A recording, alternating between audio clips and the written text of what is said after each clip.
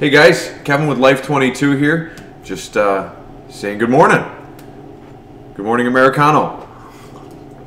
Don't forget to subscribe, comment below. Me and Tim might look at your comments. We got Tim the bartender back again today and switching camera views, so we got both of us. Yeah, this is what day, show 10. Show 10 for the morning show. Great. I think we're on show, getting close to show, like, video 60 on the channel. Wow. It's Pretty good. we're pumping them out there. Yep. Yeah. Nobody's watching. Actually, we got a lot of comments on mine and Miley's video. We did Nice. mini Mickey math. Okay. Because I've been messaging teachers and shit like that, and nobody's told me the what Common Core. What Common Core is. Like, explain it to me. And I've talked to a couple attorneys, and they're like, no, Common Core is literally just a way to lift the slower kids up so they're not left behind, and it allows for more of a, it reinforces the no kids left behind thing. What it does is also stifle smart kids. Sure. So smart kids and dumb kids are on the same playing field, Right. but at the same time, smart kids will never go off to cure cancer. So you hear that, America? You're staying stuck in that same cancerous loop. Anyways, that's kind of what I'm gathering it is. So me and Miley were talking about Quinn, and we made up mini Mickey math. Okay. And then we introduced two characters, Trans Minnie and Trans Mickey, and how kids can convert variables based on their inverse. Like, okay, so if you see a trans, Associative. yeah, if you see a trans Mickey, that's a Minnie. Don't let it fool you. It was like a simple math. Clever, yeah. Yeah. And then I started showing Miley how you can condense variables, like 2 Mickeys and 2 trans Minnies equal 4 Minnie, or 4 Mickeys. You know what I mean? Like, it all converts down, and 1 over Mickey and shit like that. We had a good 30-minute or 18-minute video on just goofing with that. Clever, yeah. Exactly. We got a lot of views on that one. But I spent a good portion of my day Sunday when I was cleaning up, tidying around the house, doing paperwork and stuff. I was listening to that Joe Rogan podcast you introduced me to. Right, Bogosian and Lindsay. Is that, I didn't. Yeah. I didn't catch that last night. Yeah, I didn't catch. I looked at Bohemian, whatever, like this. Bogosi. Yeah. We're pretty brave guys. They wrote a bunch of hoax papers, academic papers, and got them published. And I think one example they gave, they pretty much plagiarized Mein Kampf. Oh yes, that was awesome. Yeah, and anywhere where Adolf Hitler wrote our movement. They wrote our movement. Yeah. They replaced it with, like, feminist pride or something like that, or feminism, or bullshit like that. Yeah. And then all these peers were just like, yes, they get the message. We understand that all men should be dragged around on leashes. Make it more radical and more brutal. Yeah. It's not brutal enough for us. Yeah, and it was funny because they literally word for word was right, and then published it. But they were talking about how some academics will go their entire careers and just be able to get a few articles published and stuff like that. Right. And they did 20 in 10 months and got 7 of them published. So, 7 of them were. They were all submitted, but 7 of them were under peer review, and only 4 got published. Right. And they said there was another 4 online to be published. Right. But once they found out it was a hoax, they kind of kiboshed all of them. But the one that they wrote about, what was it?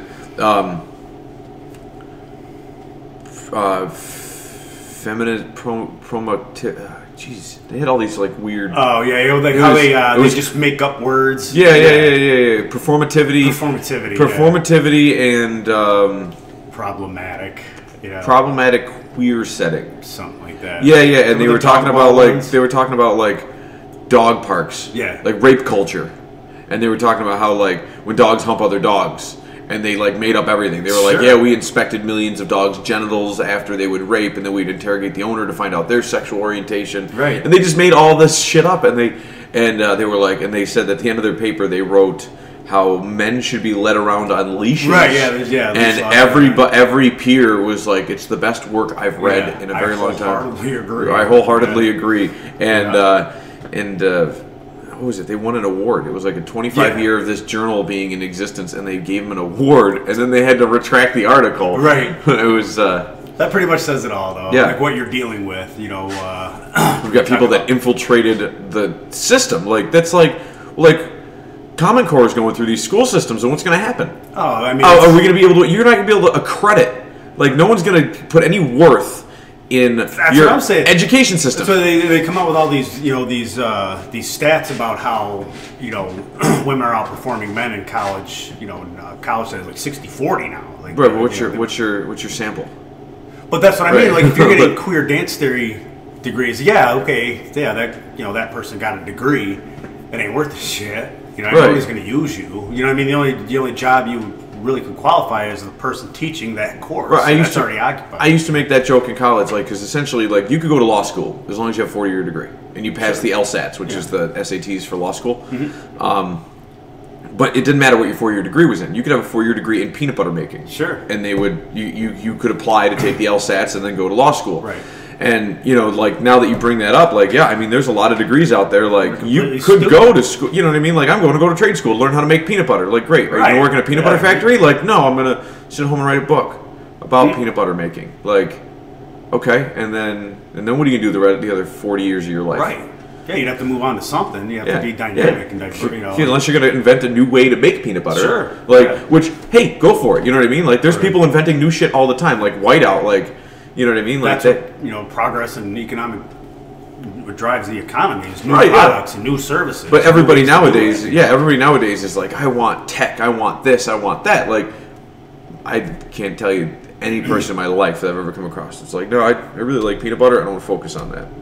Like, George Washington Carver. Yeah, he kind of cornered the market. He did. Like, man, like I really love my job at the cereal factory, and I got all these great ideas. I'm going to talk to my boss. Yeah. Like, go for it.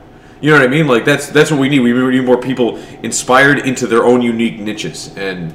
But at the same time, like, I don't know how queer dance studies or a degree in peanut butter making is going to... What they're trying to point out is like how poisonous it is, because it gives them a leg to stand on when they argue back. It's like, well, it was published in this journal, and it's complete bullshit. Right. You know, they're standing on a house of cards. You know, imagine it's as stable as the Eiffel Tower turned upside down. Right. Kind of stuck in the ground. It's liable to tip.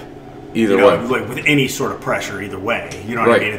It's complete falsehoos. They were talking about, but you try to but we're still in this mode where we're going to try to reason with these people. Yeah, and they don't deserve that kind of consideration. They're not because they're making up stuff. That's what I mean. They're not willing to reciprocate the same logical. Right. No, because and then I don't know. I couldn't discern the two. I don't like their names. I didn't know which one was which. All right, so the mathematician, who was the guy that actually wasn't in academia anymore. Right. Yep. He said that he... I lost my train of thought. Trying to think of their names, you know what I mean? Like, so he... but he was talking about how...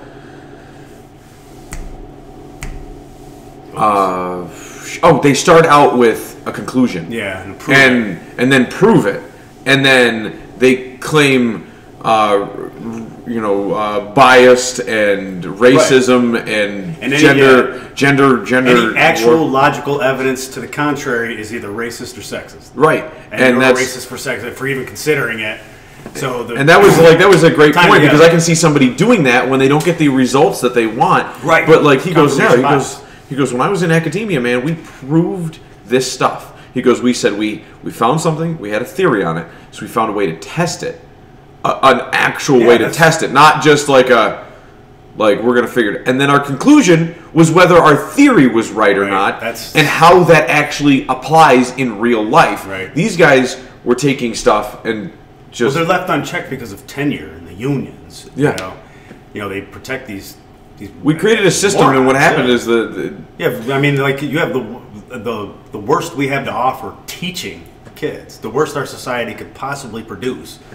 Is infested academia, right? I mean, the lowest of the low, the biggest cowards that we have in our society are in academia. That's why they stay there, because they know they can't be challenged. They know they're protected. Yeah, and then there are good ones that stand out, and there's other ones that cower. Love to be introduced to. Well, I mean, Jordan Peterson. I mean, there you go.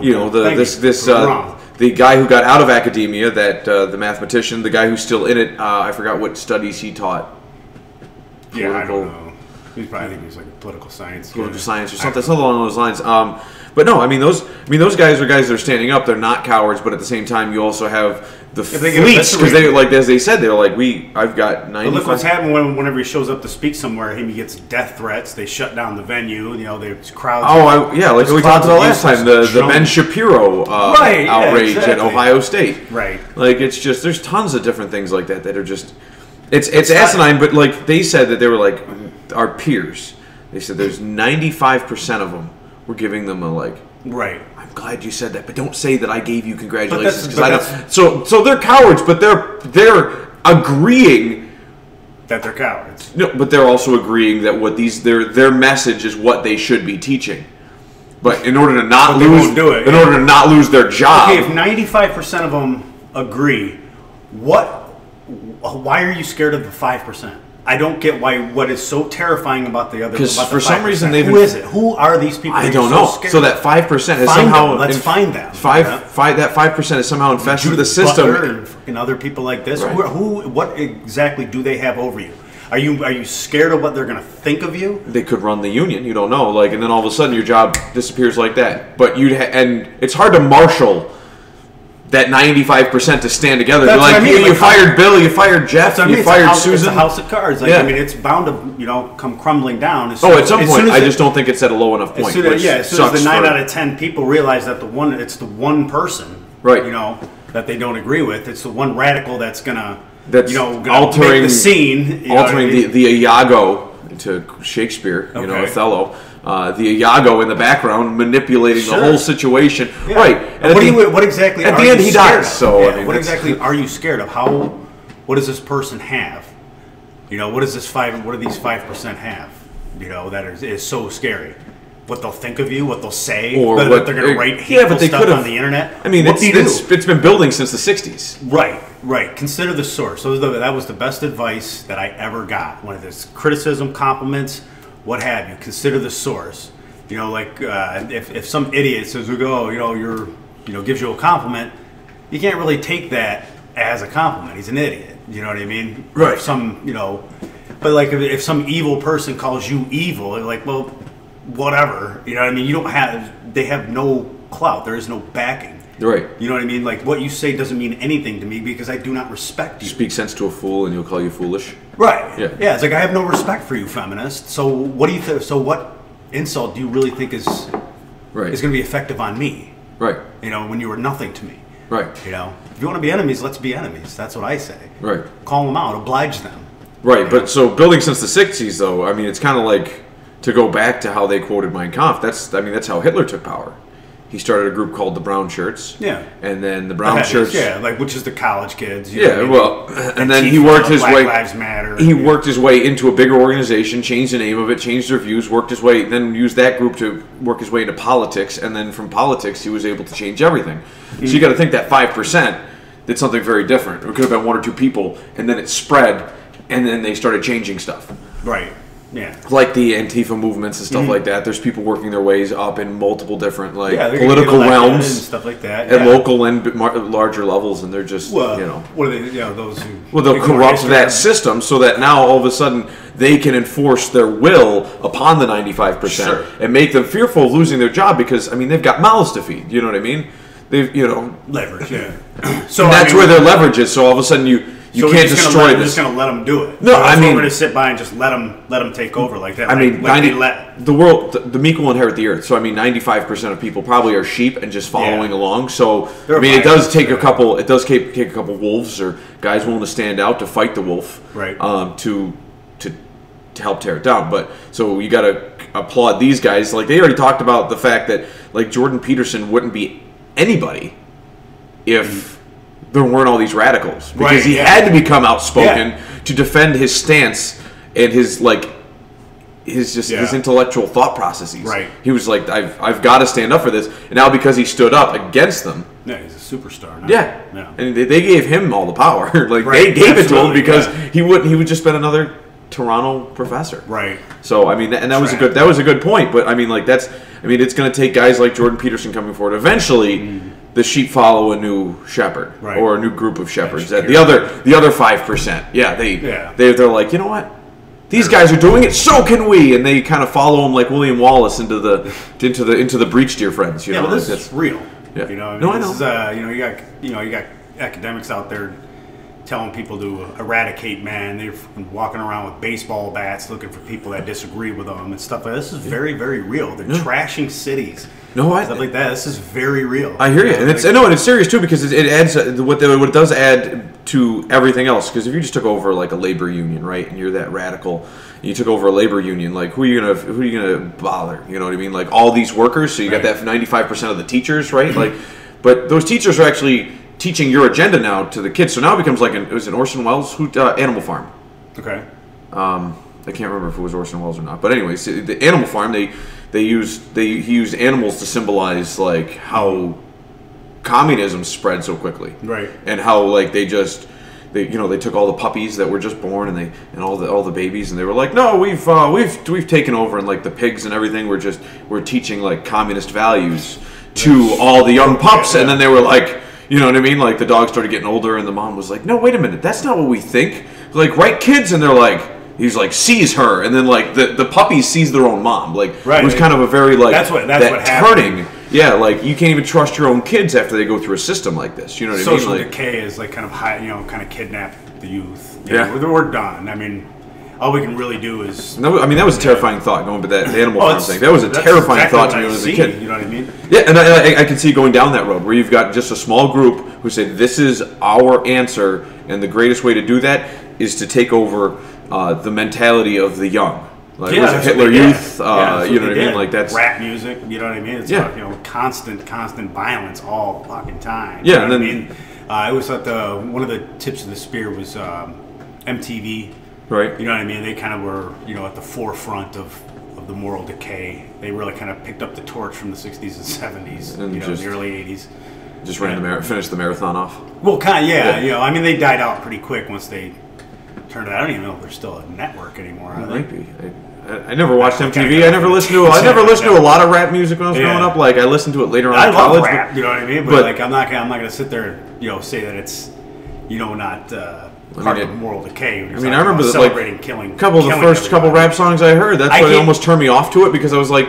Why do I want to go? I can't name another genre that celebrates so much violence and misogyny. You know what I mean? Yet they never get called out on it by anybody. Right, you and I could be vilified as anti-feminists or Nazis because we're talking. I'll be called racist because I called out rap music, even though I like rap music. Yeah. I just remember the first rap misogynistic and like the first rap song I ever heard was like I'm gonna put my drugs down for a minute so I can smack my bitches and hoes. Sure. Like okay, so you're promoting kids to sell guns and drugs, and then you're it's free speech. That's that's fine. Yeah, but they're like the oppressed ones. Yeah, but they can't come after we can't go after them and say, well, wait a minute, why are you telling us to beat hoes? And kids are listening. Who's buying your albums? Why are they all unrated? Or they're the parental advisory. Yeah, the parental advisory. Yeah, like okay, so now you're just gonna take this message, take the bad words out, and give them to kids. Okay, exactly.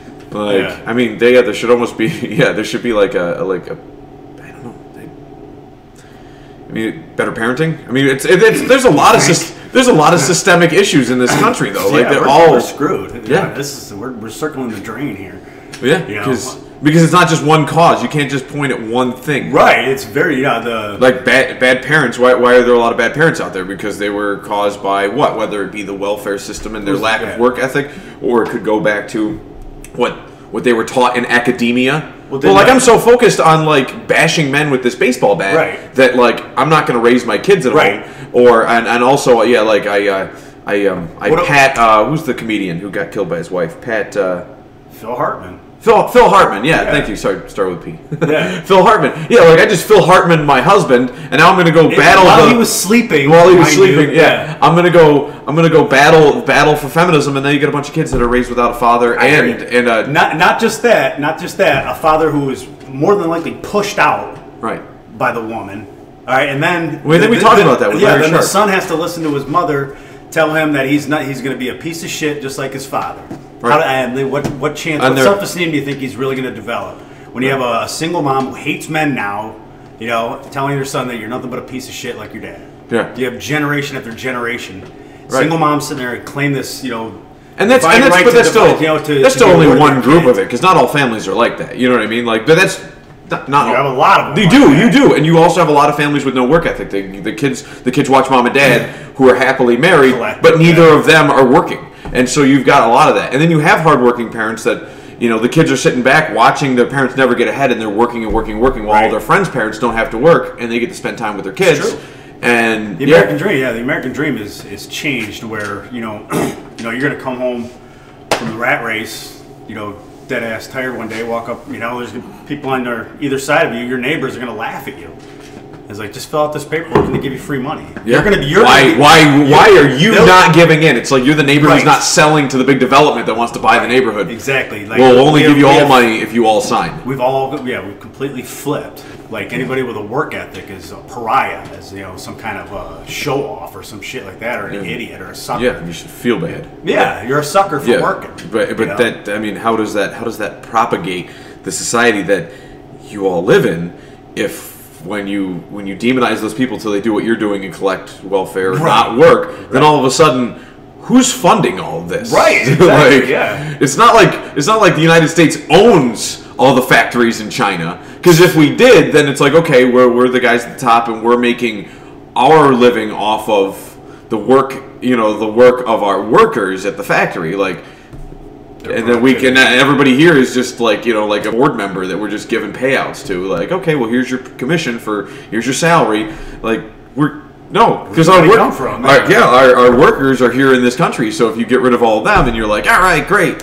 Yeah, there's a reason communist countries have to steal intellectual property. That's why they're one of our biggest problems. Is I'm breaking into, you know, these corporate accounts and, you know, stealing intellectual property, because nobody there creates anything because they don't have an open market. Right. Like, I think they have property rights, but I'm not sure about intellectual property and stuff like that. But nobody's inspired enough to make a change or try anything new, because they're going to get the same. Just like you're saying about the Common Core.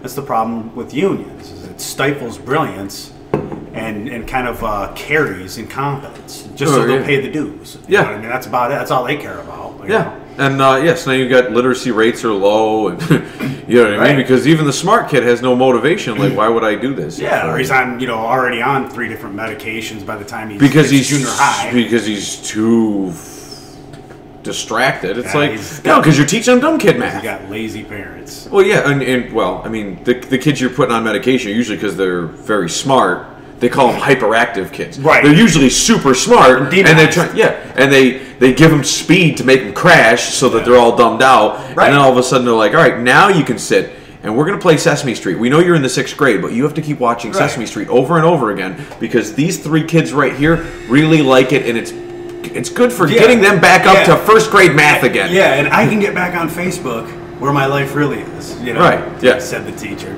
But I feel like there's a lot of kids out there that are like flowers for Algernon. They're really like we demonize the same kids for being lazy. You know what I mean? We got them all drugged up and told them that they have no future, and like, stop disrupting, stop being creative, stop being active. And then in the same turn, we piss and moan that they sit around and play video games all day. Yeah. You have no work ethic. Yeah, docile. You have no work ethic because you just drugged your kid into a zombie. Like, I can't believe I keep feeding my kid through a tube. Like, they keep doing everything for him. Yeah, exactly. Like the little kid, the little girl from The Sixth Sense. The mom just kept poisoning her so that she would stay home. So she had something to take care of. Yeah. Like that comes to mind. Is Munchausen, or is that Munchausen syndrome? You poison your kid so you look like a great parent, like a victim parent. Yeah. You victimize yourself. By proxy. Munchausen by proxy. Is that what it is? Yep. Yeah. But yeah, like, and Joe Rogan in some of his early podcasts talked about that. He was like, I was always the disruptive kid. Like, I wasn't super funny. Yeah, look at him. Yeah. He was like, I wasn't super funny. I just had the balls to say it. I had the balls to say stuff. I had the balls to question it. People didn't like it when you questioned them. And it's like, Albert Einstein said that. Never stop questioning. Yeah. Like, never stop questioning. And and then look at him, like, what a success he turned into. You know what I mean? Sure, he didn't do everything perfectly every way, but he also understands that guts is enough. Yeah. Hardship is a great teacher. You don't make the same mistakes over and over again. Going back to our Common Core thing, you know what I mean? Like, I showed my buddy Paul it the other day because he doesn't have a smartphone, so he's like, YouTube, like, I watched that like once, you know what I mean? So I showed him the video, and he goes, And he just started chuckling when I was like, you always have to question people. Right. Like, what is Common Core? Why are they teaching my kids? Like, What why are you history putting fluoride in my water? Like, you just... What history are you teaching? I mean, like, yeah, like, that's another pet peeve of mine, is the history being taught. Right. You know, is just ridiculous. You don't know. Right. You know. You're writing what somebody else wrote 100 years ago because they were redictating what like somebody the phone else... game, you know, from 5,000 years ago. You know, like what facts do you believe are actually being... how much of what actually happened versus what you're teaching now? Right. How does it resemble the truth? Almost probably zero. Right. Yeah. Like but then if you look at some of like the earliest works, right, that were deciphered, like in early Babylonia, they found the Epic of Gilgamesh, and then like years later, a lot of scholars still believe that the Bible is one of the oldest works, and it's like, but they've gone to prove that things in Egypt actually predate all that stuff, but there was no like substantial full stories to actually bring out of it based on like the Rosetta Stone translations. But it was like one of those things that like the Epic of Gilgamesh, it predated the Bible, but it has great floods, it has all these things, so either it all happened at the same time, or they did what like the Bible did later on and stole holidays and shit, like you know, like All Saints Day was Halloween, you know what I mean? Like story. It really is a great story, but they're all the same. All the all the huge religions and all that kind of stuff is based off the same story, and it's all based on the stars and stuff, like celestial dating and stuff like that. Yeah, like I was just getting to your telephone game. You know what I mean? Like, do we know that both of those things happened and we're just bringing it through, or did somebody copy that guy's story to bring forward? Or either way, I mean, like the only substantial thing is that way back when there was a great flood. That's it. Could be. That could be. Yeah. I mean, it could have been rain at the dude's driveway. Like, yeah, it just Stephen could have Hawking been had the best quote about a story, and he said when he was talking about the possibility of time travel. He said, well, leaping into the future, I don't know, maybe, but he goes, but going back in time is he believes is an impossibility. That makes sense. I mean, right, yeah. He said, which will come to a disappointment to dinosaur hunters and a huge relief to historians, because they can go along teaching their bullshit however they see it and interpreting, especially in academia where you can't be challenged. They just I remember Christopher Columbus was a hero when I was going. Sure, yeah. Now he's being vilified. Now who knows if that's. You know what I mean? It's all based on your perspective, and a lot of people are jumping on the perspective that everybody out there that you once knew as a villain because of that whole corruption in academia. Right. That's... There are no truths, only interpretations. What is it? There are no truths, only interpretations. Right. It's all about perspective. How you see it. My 8th grade science teacher told me that. She goes, you always have to look at your perception and your perspective. Your frame of reference, yeah. If you have a poor frame of reference, you're nothing. That was what she looked at. And she was talking about scientific experiments in the classroom. Like, okay, so, like your frame of reference in science class is water. Well, what does water weigh? Well, in the metric system, they based, like water was a standard for all, like it was a starting point. Like, like one liter of water weighs this amount. And like, so they created that standard. The index, the person that stands in the photo to show you how tall Bigfoot is. You know what I mean? Like the scale. Exactly. Just to keep everything like linear. You know what I mean? Like and so she was like, she's like, there's no water means 8 pounds in the metric system. Like, why does water weigh 8 pounds? And a gallon is this amount. Like, just one guy's jug. You know what I mean? Like there was no rhyme or reason for it. Sure. So it was just, and then that's how she explained it to me, and I use that a lot of times in life. I'm like, okay, so what if I was that guy? You know what I mean? Like, like, okay. A different boiling point, like you know what I mean, like, and it's just that's I mean, it's just like you said, never stop questioning anything. You gotta question. If they're not gonna listen to you, you gotta yell it. You gotta say it somewhere. Say it somewhere like here. That the internet is a great equalizer. The free flow of information, while we still have it, needs to be used. Most of the people that dislike your commentary, or not just yours, but anybody's, are one of the greatest listeners. Right, absolutely. You know what I mean? Like, exactly. It was the Howard Stern scenario. Where they say half the people listen to see, the people that love him tune in to hear what he's going to say, and the people that hate him tune in to hear what he's going to say. Right. It's perfect. Yeah. That guy's a genius. Yeah. So, I mean, that's... that's what you have with the internet. And then you've got a lot of people that there's so much free flow of information, you don't catch everything. How old was that video that you were telling me about? You know what I mean? Like a year? A year. A year ago? Like, you know what I mean? Like it took a year. It's a lot to take in. It is. There's a lot of podcasts out there. There's a lot of information. Yep. And to start absorbing it. I'm glad I started getting on the podcast bandwagon like 9 months ago. A year ago. Yeah. Because like without, you know what I mean? I kind of started this podcast, and all of a sudden I was like, oh, there's other podcasts out there? What is this? And then all of a sudden I started, you know what I mean? I kind of fell into it on my own, and then like all of a sudden I'm like, wow, there's a lot of great podcasts out there. Right. There's a lot of great information. I literally was watching Jordan Peterson trying to like do a little better job raising my kids. Like, holy shit, is that why I wrestle with them when I get home? Is that why it's important for father figure? You know what I mean? You start listening and gathering information. Like I'm a pretty practical guy. Like you give me raw data. Like this is the boiling point of water, and if you boil ham, you can eat it. Like oh shit. But yeah, exactly. Like, the raw data, and let it be interpreted. You know, what I prescribe is please unplug stop your cable, call your cable, and just get rid of it. Yeah. Stop watching cable news. Stop watching the NFL. My dad's like that. There's a lot of people out there. Bashed over the head constantly, you know what I mean, by these idiots. Yeah. You know what I mean? They're ruining you. You know, they're tearing you down. You know.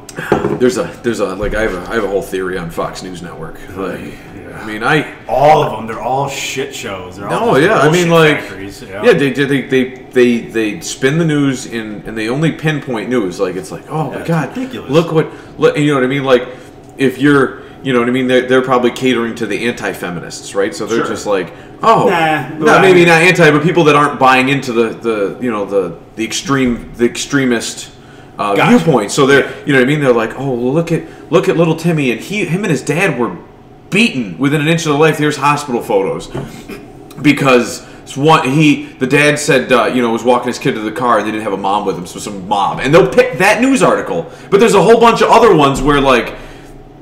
There was actually legitimate like in the counterpoint, and they'll just because CNN did a big special, we'll do a big special on that type of news, like oh yeah, masculinity evil, and then Fox will come in and they're just battling with each other, and like I've got a big theory about like my dad's one of them. I think they create some of the greatest junkies on the planet. Sure, like cable news. Or Yeah. Like if you're a retired individual, you are very susceptible to becoming like this. You sit on the couch. It's like being a heroin addict. Like you're like, all right, I'm gonna ingest this, and then I'm gonna become a vegetable on my couch. I'm gonna become one with my couch. I'm not gonna move.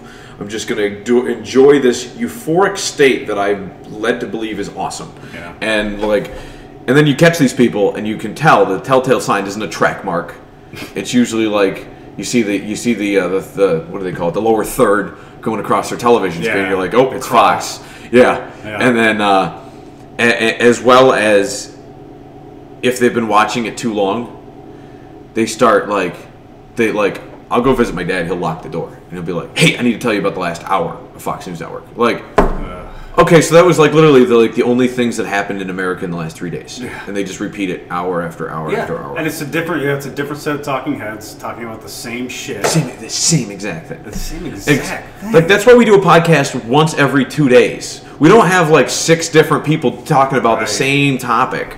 Yeah. You know what I mean? Like constantly, they just beat you over the fucking head with it constantly. Makes my head hurt. Yeah. But like I like why like and years ago when after 9/11 when I started watching the news all the time, like they were kind of televising the war, and I certainly would watch it round the clock and stuff like that to see what was going on. But later on, I kind of figured out that it's like, man, I'm fucking you're wasting my time, wasting my life on this. Yeah, because if they're gonna hey, by the way, just letting y'all know that the Russians and the Chinese joined forces and they're dropping paratroopers into like Wyoming. Like, oh shit, good thing I don't live in Wyoming. You know what I mean? Like, and people in Wyoming are like, thanks for the heads up. We're getting to our bunkers we've been building. Right. You know what I mean? Like, we're going to take the horses up to the mountain. Right. Defend the hill. Yeah, like, there's not much in Wyoming. Right. But I'm just like, that's unless they're attacking home, there's really like you don't have to keep constant tabs on it. Yeah, like hour after hour. But what if they come in like 3 seconds? I'll be prepared. But it's always like some big alert, like there's terrorists literally running down your street right now. You know what I mean? Wow! News alert. News alert. Yeah, you're being attacked right now. Right this second. Well, don't answer your door. It's Right. probably a terrorist. Right. Like, Terrorist. yeah. So Every perspective.